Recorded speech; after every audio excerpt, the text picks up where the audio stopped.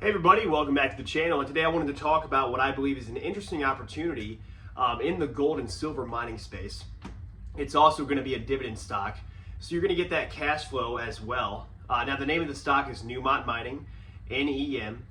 This is a stock that's been really beaten down, and I think when you look at the fundamentals for this stock, personally what I see is a company that has the potential to rebound. This stock used to trade at $80 per share. It's come down so over 50% from the peak.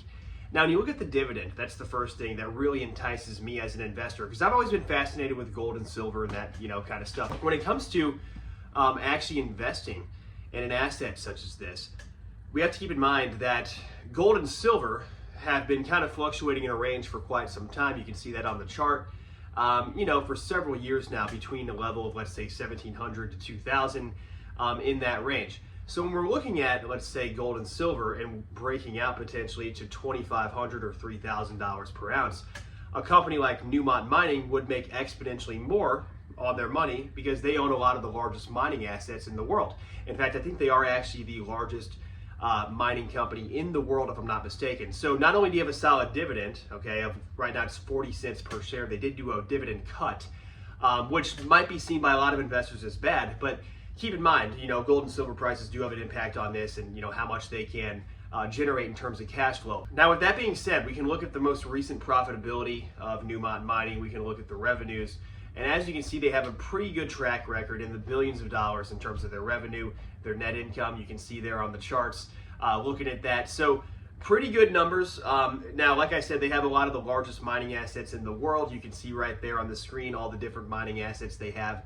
And this is one of those things when you're looking at a company like Newmont Mining that's down 50%, where if gold and silver, let's say they go to $2,500 to $3,000, if you're bullish on gold and silver and you're looking for a way to potentially participate and benefit from that, then a company like Newmont trading down over 50% from the peak, could it reach those peaks again down the road? Is it possible that we might actually surpass those highs and go to, let's say, $100 plus per share? I'm not saying that's gonna happen, but if gold and silver prices do pick up, that is a possibility, I think, when you have a lot of these mining stocks start to rise in the aftermath of a gold and silver spike. So I think this is just something to keep in mind in terms of your own investing goals, your own risk tolerance. As always, this is not financial advice, but always consult with your financial advisor if you do have one.